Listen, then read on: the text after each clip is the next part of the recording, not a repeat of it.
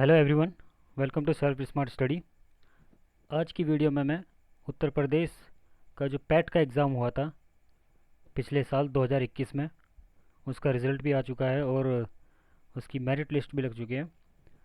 अभी मैं उसके क्वेश्चंस के बारे में डिस्कस करूँगा, प्रीवियस ईयर जो भी क्वेश्चंस पूछे गए थे, और सभी क्वेश्चन से रिलेटेड मैं एक्स्ट्रा फैक्ट्स भी डिस्कस करूँगा। आप अपना कॉपी पेन लेकर बैठ जाएं, जो भी उस क्वेश्चन को लिखने के बाद एक्स्ट्रा फैक्ट्स भी नोट करते रहें। पिछले प्रीवियस ईयर क्वेश्चन से तो क्वेश्चन आएंगे नहीं, लेकिन उससे रिलेटेड एक्स्ट्रा क्वेश्चंस बहुत पूछे जाएंगे। जो भी मैं एक्स्ट्रा पॉइंट्स बताऊं उसे आप अपनी एक नोटबुक में नोट करते रहें, क्योंकि कई बार ऐसा होता है कि प्रीवियस ईयर क्वेश्चंस भी रिपीट हो जाते हैं। पहला क्वेश्चन क्या दिया हुआ है ये देखते हैं। भारत में शासन करने वाले दिए गए शासकों का काल क्रमानुसार सही क्रम क्या है। फर्स्ट नंबर पर यहाँ पर दिया है शेरशाह सूरी, सेकंड पर दिया है अकबर, थर्ड पर दिया है अलाउद्दीन खिलजी और फोर्थ पर दिया है इल्तुतमिश। तो ये बताना है कि इनके काल क्रम क्या होगा शासन करने का। नीचे ऑप्शन पर चलते हैं, ऑप्शन देखते हैं। ये देखिए यहाँ पर ये ऑप्शन दिए हुए हैं, इसमें से क्या ऑप्शन होगा। तो फ्रेंड्स इसका राइट आंसर होगा ऑप्शन बी, फोर्थ नंबर वाला। फर्स्ट पे आएगा इल्तुतमिश, सेकंड पर आएगा अलाउद्दीन खिलजी, थर्ड पर आएगा शेरशाह सूरी और फोर्थ पर आएगा अकबर। इल्तुतमिश के अगर हम बात करें, इल्तुतमिश का जो कार्यकाल रहा था 1211 ईस्वी से 1236 ईस्वी तक इल्तुतमिश का कार्यकाल रहा था। ये पॉइंट आप अपनी कॉपी में नोट करते रहें। अलाउद्दीन खिलजी की अगर हम बात करें, यहाँ पर अलाउद्दीन खिलजी दिया हुआ है 1296 ईस्वी से 1316 ईस्वी तक अलाउद्दीन खिलजी का कार्यकाल रहा, जो शासन किया अलाउद्दीन खिलजी ने।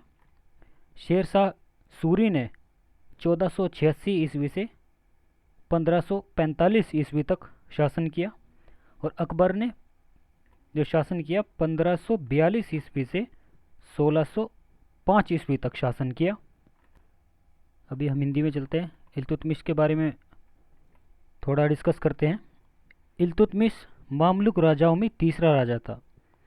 उसने उत्तरी भारत में भूतपूर्व घुरिद प्रदेशों पर शासन किया। इल्तुतमिश 1211 से 1236 ईस्वी तक इल्तुतमिश ने शासन किया। वह दिल्ली पर शासन करने वाला पहला मुस्लिम शासक और दिल्ली सल्तनत का प्रभावी संस्थापक माना जाता है। इल्तुतमिश अपनी राजधानी को लाहौर से दिल्ली स्थानांतरित इल्तुतमिश के द्वारा किया गया। अभी हमने पॉइंट देखा यहाँ पर अलाउद्दीन खिलजी। अलाउद्दीन खिलजी के बारे में थोड़ा डिस्कस करते हैं। अलाउद्दीन खिलजी खिलजी वंश का तुर्क अफगान सम्राट था। भारतीय उपमहाद्वीप में उसने दिल्ली सल्तनत पर शासन किया। अलाउद्दीन खिलजी के शासनकाल की हमने पहले बात कर चुके हैं। 1296 ईस्वी से 1316 ईस्वी तक अलाउद्दीन खिलजी ने शासन किया, और अलाउद्दीन ने राजस्व नियंत्रण, मूल्य निर्धारण नियंत्रण और सामाजिक सुधार सहित कई प्रमुख प्रशासनिक उपायों को लागू किया। नई दिल्ली में सीरी किला अलाउद्दीन खिलजी के शासन के दौरान ही बनाया गया था। नेक्स्ट पॉइंट की बात करें हम, भारत में सूरी साम्राज्य की स्थापना शेरशाह सूरी ने की थी। सूरी साम्राज्य की राजधानी सासाराम थी, जो कि अब बिहार में है। शेरशाह सूरी साम्राज्य की राजधानी सासाराम थी। शेरशाह सूरी ने 1537 ईस्वी से 1545 ईस्वी तक शासन किया था। शेरशाह सूरी शासक था जिसने रुपये को मुद्रा के रूप में शुरू किया था। 1545 में शेरशाह ने मुगल साम्राज्य से नेतृत्व छीन लिया। शेरशाह सूरी का पुत्र इस्लाम शाह 1545 ईस्वी में उसकी एसामी की मृत्यु के बाद उत्तराधिकारी बना। बाबर की मुगल सेना में कमांडर बनने से पहले उन्होंने एक सैनिक के रूप में अपना सैन्य करियर शुरू किया, और बाद में बिहार के गवर्नर बने। अकबर की बात करें, अकबर के बारे में थोड़ा डिस्कस कर लेते हैं। अकबर तीसरा मुगल बादशाह था। अकबर ने जो शासन किया 1556 से 1605 ईस्वी तक शासन किया। अकबर अपने पिता हुमायूं के बाद बैरम खां की देखरेख में भारत के सम्राट बने। बैरम खान ने पूरे भारत में मुगल उपलब्धियों के विस्तार और मजबूत करने में युवा सम्राट की सहायता की। दीन इलाही मुगल बादशाह अकबर के द्वारा तैयार किया गया एक विशिष्ट उदार धार्मिक आंदोलन था, जो कि ये एक्स्ट्रा पॉइंट्स आप अपने नोटबुक में नोट कर लें। अभी क्वेश्चन सेकंड पर चलते हैं। निम्न में से कौन से संत शिवाजी के समकालीन थे? तो ऑप्शन 1 है तुकाराम, चैतन्य, नामदेव या शंकराचार्य। तो इसका राइट आंसर हो जाएगा तुकाराम। अब इसके बारे में थोड़ा एक्स्ट्रा इन्फॉर्मेशन देखते हैं। तुकाराम 17वीं शताब्दी के हिंदू कवि और महाराष्ट्र में भक्ति आंदोलन के संत थे। तुकाराम महाराष्ट्र में तुकोबराया, तुकोबा के नाम से जाना जाता है। तुकाराम शिवाजी के समकालीन थे। वे वारकरी भक्तिवाद परंपरा के अनुयायी भी थे, जो कि समतावादी और व्यक्तिगत थी। तुकाराम अपने अभ्यंग बोलते हैं भक्ति कविता और कीर्तन को कहेंगे आध्यात्मिक गायन के साथ समुदाय उन्मुख पूजा के लिए सबसे प्रसिद्ध हैं। एलेनोर जैलियट के अनुसार भारतीय आंदोलन के कवियों जैसे तुकाराम ने शिवाजी के सत्ता में आने को प्रभावित किया। 41 वर्ष की आयु में 1649 ईस्वी में ब्राह्मण भिक्षुओं ने उनकी हत्या कर दी। तुकाराम की हत्या किसने की? ब्राह्मण भिक्षुओं ने तुकाराम की हत्या की। चैतन्य महाप्रभु 15वीं सदी के भारत संत थे। यहाँ पर दिया गया है चैतन्य, इनके बारे में पढ़ते हैं। चैतन्य जो महाप्रभु थे 15वीं सदी के भारतीय संत थे। वे अचिंत्य अभेद तत्व के वेदांत दर्शन के प्रमुख प्रस्तावक थे। ऑप्शन सी में दिया हुआ है नामदेव। नामदेव एक मराठी हिंदू कवि और नरसी सम्राट के संत थे। नामदेव वह पंढरपुर के भगवान विठल, जिसको कृष्ण कहते हैं, के भक्त के रूप में रहे। डी पॉइंट यहाँ पर दिया हुआ है शंकराचार्य के बारे में थोड़ी इंफॉर्मेशन लेते हैं। शंकराचार्य अद्वैत वेदांत दर्शन शास्त्र के सबसे प्रसिद्ध प्रतिपादक थे, जिनके सिद्धांतों से आधुनिक भारतीय विचार की मुख्य धाराएं निकलती हैं। तो इसका राइट आंसर क्या हो जाएगा? यहाँ पर ये हम डिस्कस कर चुके हैं, तुकाराम इसका राइट आंसर हो जाएगा। नेक्स्ट क्वेश्चन पर चलते हैं। यहाँ पर नेक्स्ट क्वेश्चन क्या दिया हुआ है? बंगाल के प्रथम गवर्नर जनरल कौन थे? तो बंगाल के प्रथम गवर्नर जनरल कौन थे?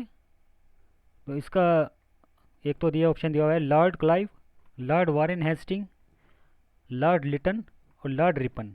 तो इसका राइट आंसर क्या हो जाएगा? ऑप्शन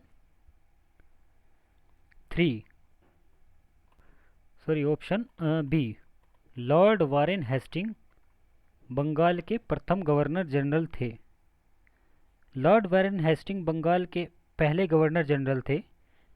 चार्टर अधिनियम 1833 के बाद बंगाल के गवर्नर जनरल को भारत का गवर्नर जनरल माना जाता था। 1857 के विद्रोह के बाद वर्ष 1858 में ब्रिटिश सरकार द्वारा भारतीय प्रशासन सुधार संबंधी अधिनियम लागू किया गया, जिसके तहत भारत के गवर्नर जनरल के पद को भारत के वायसराय के रूप में बदल दिया गया था। तो बंगाल के पहले गवर्नर जनरल कौन थे?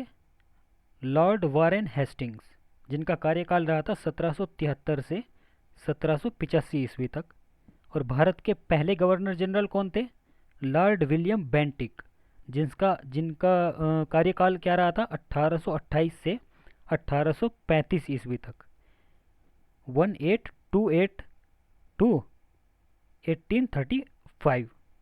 तो भारत का पहला वायसराय कौन था? Lord Canning. ओके, अभी नेक्स्ट क्वेश्चन पर चलते हैं हम। आई होप आपको वीडियो इन्फॉर्मेटिव होगी आपके लिए। वीडियो को लाइक ज़रूर कर दें और चैनल को भी सब्सक्राइब कर लें। चलिए नेक्स्ट क्वेश्चन देखते हैं। चरक संहिता संबंधित है तो किससे संबंधित है? बताइए, राजनीति से है, चिकित्सा से है, या वास्तुकला से है, या गणित से है? तो इसका राइट आंसर क्या हो जाएगा? चिकित्सा से है। चरक संहिता चिकित्सा है, चिकित्सा से संबंधित है। चरक संहिता संस्कृत आयुर्वेदिक ग्रंथ भारतीय परंपरा, भारत की जो पारंपरिक चिकित्सा है, चिकित्सा प्रणाली है, ये उससे संबंधित है। यह प्राचीन भारत की दो मूलभूत संहिताओं में से एक है। इसके साथ दूसरी सुश्रुत संहिता है।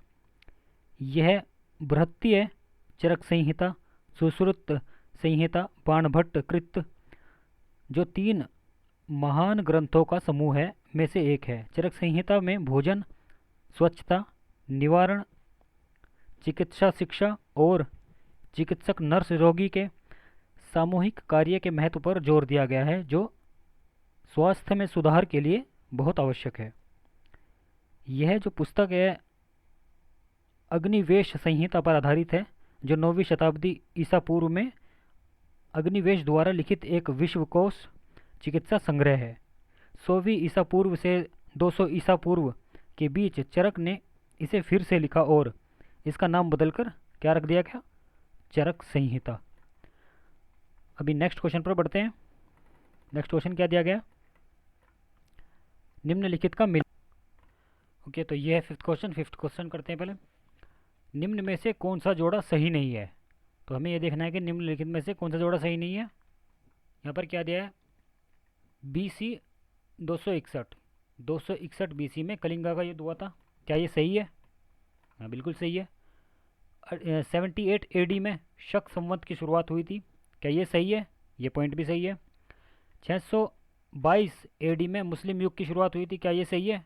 ये ऑप्शन भी सही है। 1709 इस AD में औरंगज़ेब की मृत्यु हुई थी। ये ऑप्शन गलत है। तो औरंगज़ेब की मृत्यु कब हुई थी? 3 मार्च 1707 को अहमदनगर के पास भिंगर में उसके सैन्य शिविर में औरंगज़ेब की मृत्यु हुई थी। तो इसका राइट आंसर क्या हो जाएगा? डी हो जाएगा। यहाँ पर दिया गया औरंगज़ेब के बारे में थोड़ा एक्स्ट्रा इन्फॉर्मेशन लेते हैं। औरंगज़ेब छठा मुग़ल बादशाह था। उसने लगभग पूरे भारतीय उपमहाद्वीप पर 49 वर्षों तक शासन किया था। औरंगज़ेब शाहजहां और मुमताज़ महल की छठी संतान थी, यानी कि छठे बेटे थे।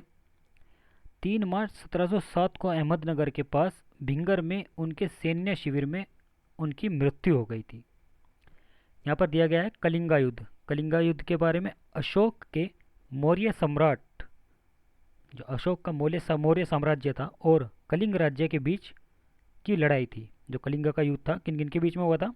अशोक के मौर्य साम्राज्य और कलिंगा के बीच, ये कलिंगा राज्य के बीच में ये लड़ाई हुई थी। कलिंग में दक्षिण पूर्व में ओडिशा और आंध्र प्रदेश के वर्तमान राज्य शामिल हैं। कलिंगा पर 321 ईसा पूर्व तक नंद साम्राज्य का शासन था। कलिंग लोगों ने 261 ईसा पूर्व में मौर्य सेना का बहादुरी से मुकाबला किया था। अशोक ने कलिंगा युद्ध 261 ईसा पूर्व में जीता था। एक क्वेश्चन और बनता है यहाँ पर, अशोक ने कलिंगा युद्ध पर विजय पाने के बाद किस धर्म को स्वीकार किया था और किस धर्म का प्रचार प्रसार किया था? ये आप कमेंट में लिखकर ज़रूर बताएं। अशोक मौर्य राजवंश से संबंध रखते थे, ये भी बहुत इंपॉर्टेंट क्वेश्चन है। और यहाँ पर एक क्वेश्चन और बनता है, ये देखिए कुछ क्वेश्चंस दिए गए हैं अशोक के बारे में, मैं थोड़ा डिस्कस करता हूँ। अशोक ने 261 ईसा पूर्व कलिंग को जीतने के बाद क्या किया था? तो भारी रक्तपात देखने के बाद बौद्ध धर्म को अपना लिया था और उसका प्रचार प्रसार किया था। अशोक के अधिकांश अभिलेख, जो कि अशोक के अधिकांश अभिलेखों की भाषा कैसी थी? तो प्राकृत भाषा थी। पश्चिम भारत गिरिनार के समीप एक नदी पर किसने बांध बनवाया था? तो पुष्य गुप्त ने बनवाया था। दक्षिण भारत में ईसा पूर्व किस साम्राज्य का विकास हुआ था? चोल, चेर और पांड्य का विकास हुआ था। अभी हमने डिस्कस किया है कि चोल अशोक किस राजवंश से संबंध रखते थे? तो मौर्य साम्राज्य से संबंध रखते थे। और कुछ क्वेश्चन यहाँ पर दिए गए हैं कि अशोक के किस अभिलेख में 1 ग्राम के भू राजस्व में रियायत का उल्लेख है? तो लुम्बिनी का लेख, जो स्तंभ लेख है, उसमें इसका इसके बारे में बताया गया है। तो लुम्बिनी गौतम बुद्ध का जन्म स्थान था। इसका समर्थन किसने एक अभिलेख किसके एक अभिलेख से होता है? तो ये अशोक के अभिलेख से होता है। मौर्य प्रशासन की सीढ़ी में प्रादेशिकों के ठीक नीचे कौन थी? तो राजुक थे। अशोक के किस शिलालेख में 1 ग्राम के भू राजस्व में रियायत का उल्लेख है? तो लुम्बिनी का जो स्तंभ लेख है इसमें था। अशोक की धम्म नीति का मुख्य सिद्धांत क्या था? स्वयं नियंत्रण इसका सिद्धांत था। और एक क्वेश्चन ये बनता है, किस अभिलेख में अशोक ने अपना मत बुद्ध धम्म तथा संघ में व्यक्त किया तथा बुद्ध को भागवत कहा? तो यह भाबरू लघु शिला लेख में कहा है। और भारत में अशोक का शासनकाल क्या रहा था? मोस्ट इंपोर्टेंट क्वेश्चन है। 273 ईस्वी से 232 ईस्वी पूर्व तक अशोक का शासनकाल रहा। ये कुछ क्वेश्चन दिए गए हैं। मौर्य समाज का विभाजन 7 वर्गों में विशेष तौर पर उल्लिखित है। तो इंडिका मेगास्थनीज की इंडिका में मौर्य शासनकाल में पिंड कर एक कर था। कैसा था? 1 ग्राम में संयुक्त रूप से संग्रहित। किस लेखक ने कहा कि चंद्रगुप्त मौर्य ने 6 लाख सैनिकों की सहायता से संपूर्ण भारत को रौंद डाला? तो ये कहा था प्लूटार्क ने। तो ये कुछ एक्स्ट्रा इन्फॉर्मेशन थी अशोक के बारे में, सम्राट अशोक के बारे में। ऐसे ऐसे धीरे धीरे मैं सभी राजवंशों के बारे में डिस्कस करता रहूँगा। ये क्वेश्चन जैसे आगे आते रहेंगे। तो यहाँ पर आता है हमारा शक संवत की शुरुआत। शक संवत के बारे में थोड़ा पढ़ लेते हैं। 78वीं ईस्वी से शुरू हुए शक युग की स्थापना कनिष्क ने की थी। वर्ष 78 ईस्वी का वर्णन विषुव शक काल की शुरुआत का प्रतीक है। सन 662 ईस्वी पवित्र शहर मदीना में पहली बार मुस्लिम युग की शुरुआत की तारीख है। तो ये किसके बारे में था? मुस्लिम लीग की शुरुआत के बारे में। इसके बारे में थोड़ा एक्स्ट्रा फैक्ट्स और मैं बताता हूँ। मुस्लिम लीग की स्थापना किसने की थी? आगा खान ने की थी। 1 अक्टूबर 1906 ईस्वी को मुस्लिम लीग की स्थापना की गई थी। किसके द्वारा? आगा खां के द्वारा। तो नेक्स्ट वीडियो में हम बाकी के क्वेश्चंस डिस्कस करेंगे। वीडियो को ज़्यादा से ज़्यादा शेयर करें और चैनल को सब्सक्राइब करें। और सभी क्वेश्चंस प्रीवियस ईयर के देखने के लिए आप चैनल को सब्सक्राइब करें। और जो भी प्लेलिस्ट होगी, प्लेलिस्ट में जितने भी क्वेश्चंस होंगे उन प्लेलिस्ट को आप देखते रहें। नेक्स्ट वीडियो को ज़रूर देखना बिल्कुल ना भूलें। हम बाकी क्वेश्चंस भी कवर करेंगे, सिर्फ क्वेश्चंस नहीं, एक्स्ट्रा फैक्ट्स भी इनके बारे में कवर करेंगे। क्योंकि ओनली जो प्रीवियस ईयर के क्वेश्चंस होते हैं उनसे क्वेश्चंस नहीं बनते। उनमें से जो एक्स्ट्रा फैक्ट्स जो बताए जाते हैं, मैं एक्स्ट्रा फैक्ट्स जैसे बता रहा हूँ, तो उन एक्स्ट्रा फैक्ट्स से बहुत सारे क्वेश्चंस पूछे जाएंगे। जैसे कि यहाँ पर कई क्वेश्चंस आएंगे। धीरे धीरे वीडियो बहुत लंबी हो जाएगी। तो वीडियो को ज़्यादा से ज़्यादा शेयर करें और चैनल को सब्सक्राइब करें। Thanks for watching.